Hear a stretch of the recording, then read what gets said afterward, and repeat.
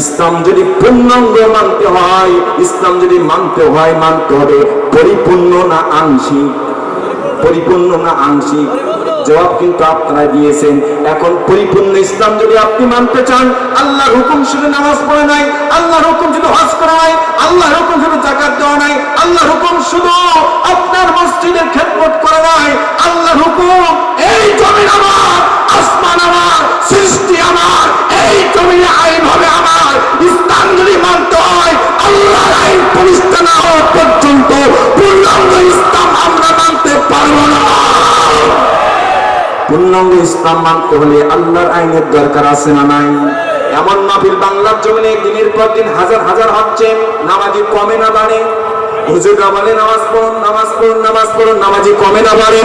কিন্তু ইসলামী সরকার যদি হয়ে যায়, আজকে যে আমরা ওয়াজ করতেছি, নামাজের কথা বলতেছি, ময়দানে দামি দামি বক্তা আনতেছি, কথা শুনতেছি, মাহফিল শেষ, কথাও শেষ, কিন্তু ইসলামী সরকার যদি একবার গঠন হয়ে যায়, হুজুরের ওয়াজ আর করা লাগবে না, ইসলামী সরকার নিজেই ওয়াজ করবে। কেমন ওয়াজ করবে?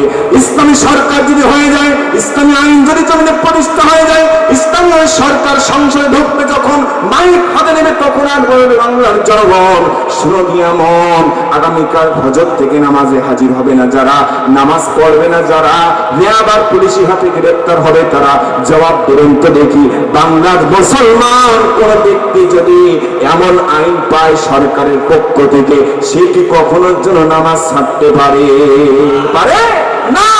সুতরাং ইসলাম কায়েম হলে এমন আজাদ করা লাগবে না, হুজুরদের বারবার বলা লাগবে না। ইসলাম যদি জমিনে কায়েম হয়, নামাজকে আপনার যারা এত নামাজ পড়তো না, সরকারের পক্ষ থেকে দেশের আইনকে লক্ষ্য করে নামাজকে যারা পড়তো না, আগামীকাল ফজর থেকে তারা ইমামতি করা, মুয়াজ্জিন করার জন্য তারা তৈরি করতে বাধ্য হবে। কথা আমার দেখতে না।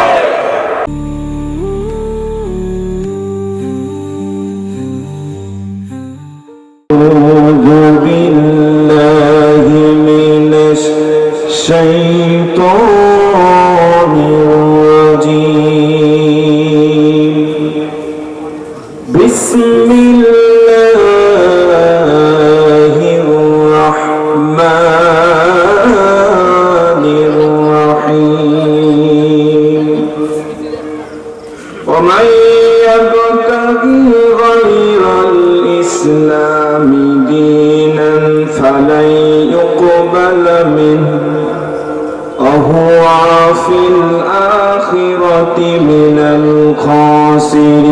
الخاسرين إلى آخر الآية.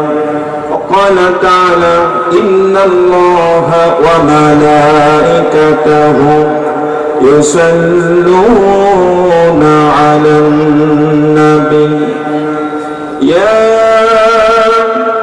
أيها الذين آمنوا صلوا عليه وسلموا تسليما اللهم صل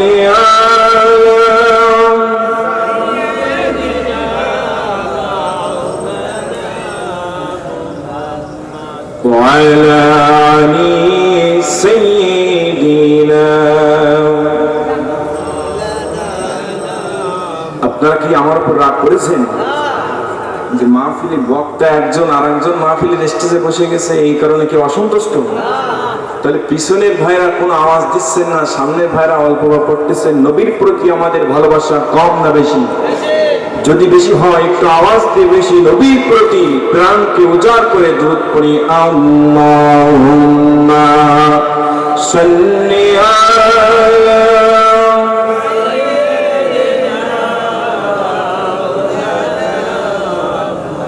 ওয়া আলা আলি সাইয়্যিদিনা। রেখো না মনেতে ভয় বান্দা খুদা, দূর হয়ে যাবে বাধা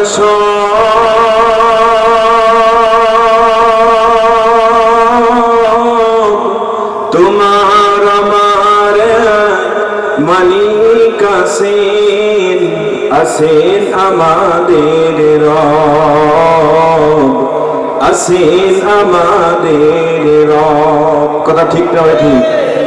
রেখো না মনেতে ভয়, বান্দা খুদা দূর হয়ে যাবে বাধা সব, তোমার আমার মালিক আছেন, আছেন আমাদের রব, আছেন আমাদের রব। অপরাধ যদি কিছু করে থাকি, একটাই অপরাধ, আল্লাহ রাসূলের পথে চলি। অপরাধ যদি কিছু করে থাকি, একটাই অপরাধ, আল কোরআনের কথা বলি। এই অপরাধে জীবন যদি দিতে হয়, দিতে পারি যা আছে আমাদের সব। রেখো না মনেতে ভয়, বান্দা খুদা দূর হয়ে যাবে বাধা সব, তোমার আমার মালিক আছেন, আছেন আমাদের রব। বালাগাল উলা বিকামালিহি, কাশাফাত দুজা বিজামালিহি, হাসনাত জামিউ খিসালিহি, সাল্লু আলাইহি। আলহামদুলিল্লাহ। শহীদ জনপদ সারা বাংলার অন্যতম ঐতিহ্যবাহী জেলা সাতক্ষীরা, সাতক্ষীরা জেলার আশাশুনি থানার অন্তর্গত বুধহাটা উত্তরপাড়া গ্রামবাসীর উদ্যোগে আজকে তাফসিরুল কোরআন মাহফিল, আজকে তাফসিরুল কোরআন মাহফিলে সভাপতিত্ব করছেন জনাব আলহাজ মোহাম্মদ আব্দুর রশিদ ঢালি। আমরা দোয়া করি মহান আল্লাহ পাক যেন তাকে কোরআনুল কারীমের সভাপতিত্বের বরকতে জীবনের গুনাহগুলোকে মাফ করে দিয়ে আল্লাহর পছন্দনীয় বান্দাদের ভিতর অন্তর্ভুক্ত করেন এবং তাকে কাল কঠিন বিপদগ্রস্ত কিয়ামতের ময়দানে যেন আরশে আজিমের ছায়াতলে স্থান দান করেন। আল্লাহুম্মা আমিন। আজকে মাহফিলের প্রধান বক্তা শ্রদ্ধাভাজন বড় ভাই, বিশেষ ইসলামী চিন্তাবিদ, সুমিষ্ট ভাষী, কপিল কণ্ঠস্বর, বর্তমান সময়ে আলোড়ন সৃষ্টিকারী বক্তা জনাব হযরত মাওলানা আফজাল হোসেন জিহাদি সাহেব বিশেষ বক্তা হিসেবে আলোচনা করবে। আপনার আমার সকলের পরিচিত প্রাণ প্রিয় মুখ জনাব মাওলানা মুফতি বিলাল বিন রফিক, ইমাম ও খতিব বুধহাট বাজার কেন্দ্রীয় জামে মসজিদ।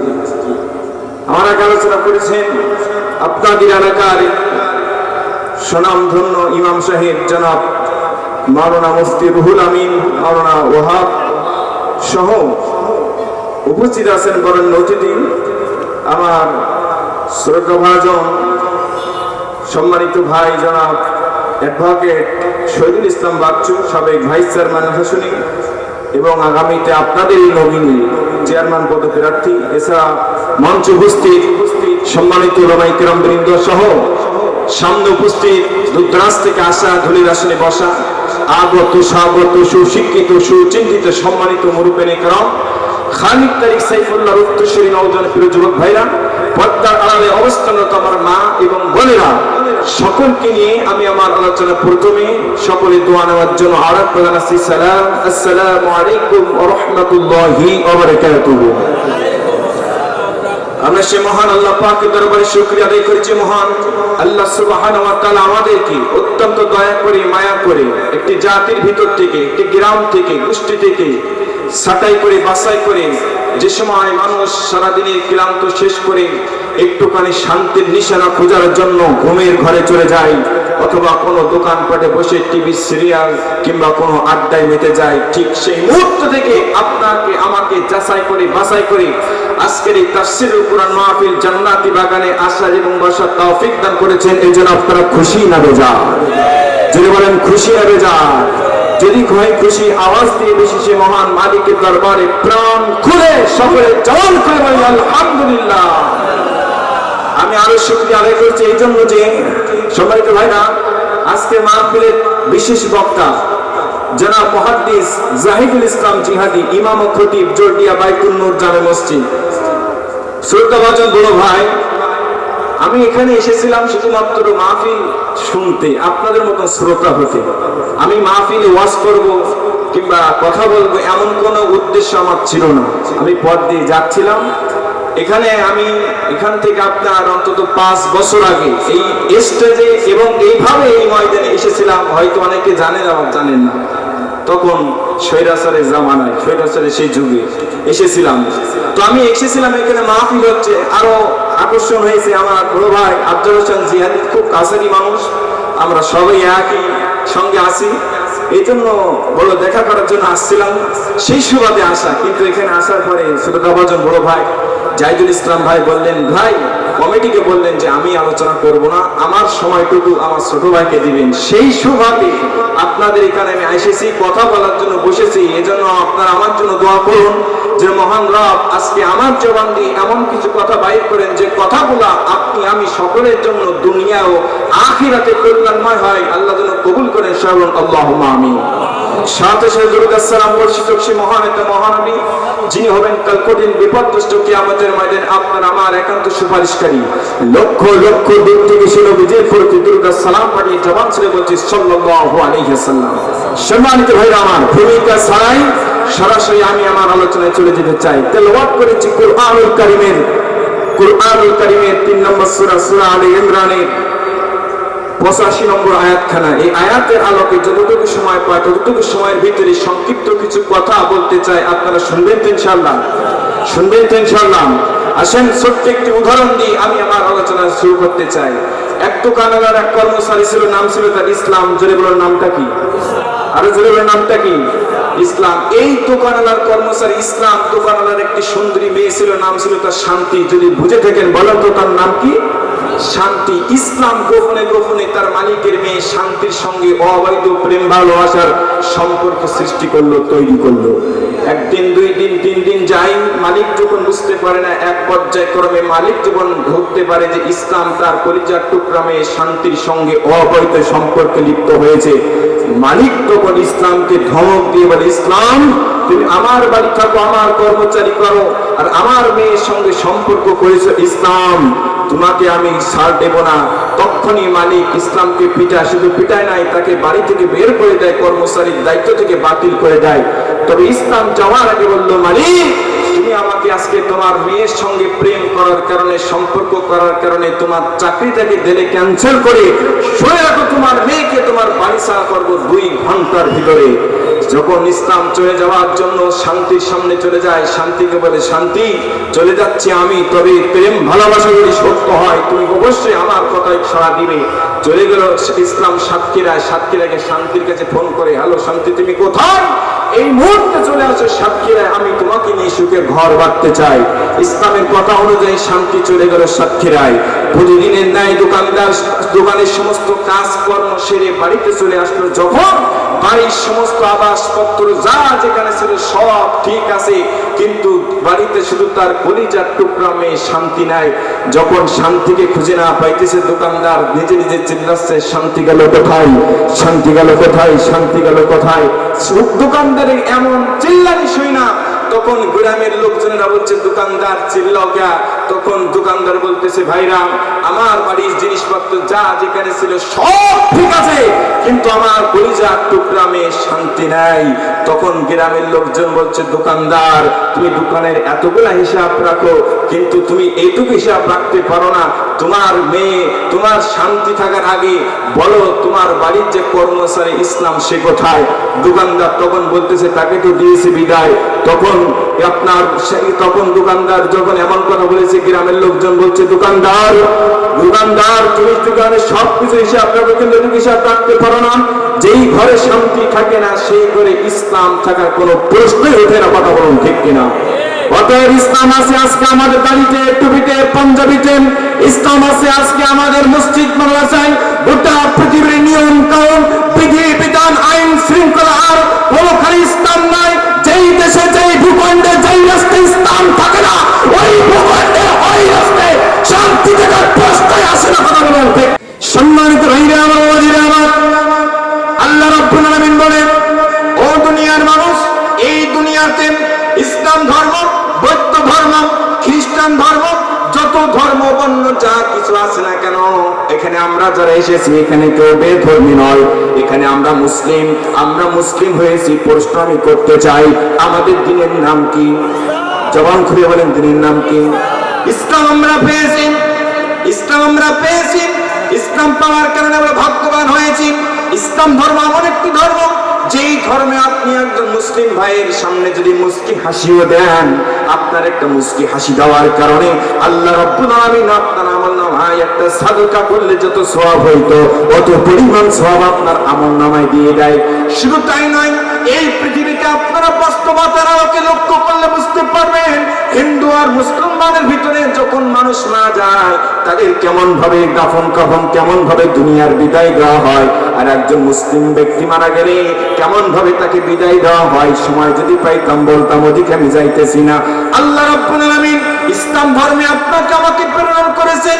ইসলামকে দিন হিসেবে পেয়েছি, ইসলামকে দিন হিসেবে গ্রহণ করতে পেরেছি, ইসলাম ধর্মে গ্রহণ করেছি, জন্মগ্রহণ করেছি। এজন্য বড় গর্ব করা দরকার, এবং এই জন্য বড় গর্ব করা দরকার, আল্লাহর কাছে শুকরিয়া আদায় করার দরকার। আল্লাহ রাব্বুল আলামিন বলছেন, দুনিয়ার মানুষ, এই দুনিয়াতে হিন্দু, বৌদ্ধ, খ্রিস্টান সহ যত ধর্ম বর্ণ যা কিছু আছে না কেন, আমি আল্লাহর কাছে কোনটা সবচেয়ে প্রিয় শুনে রাখো।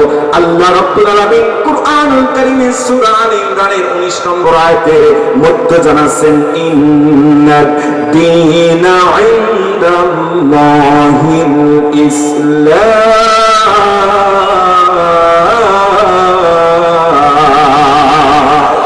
আল্লাহ রাব্বুল আলামিন বলেন, নিশ্চয় আমি আল্লাহর কাছে একমাত্র, শুধুমাত্র মনোনীত ধর্মের নাম, সেটা হচ্ছে Islam. Islam is complete code of life. Islam একটি পরিপূর্ণ জীবন ব্যবস্থা। ইসলাম একমাত্র, শুধুমাত্র আমি আল্লাহর কাছে মনোনীত ধর্ম।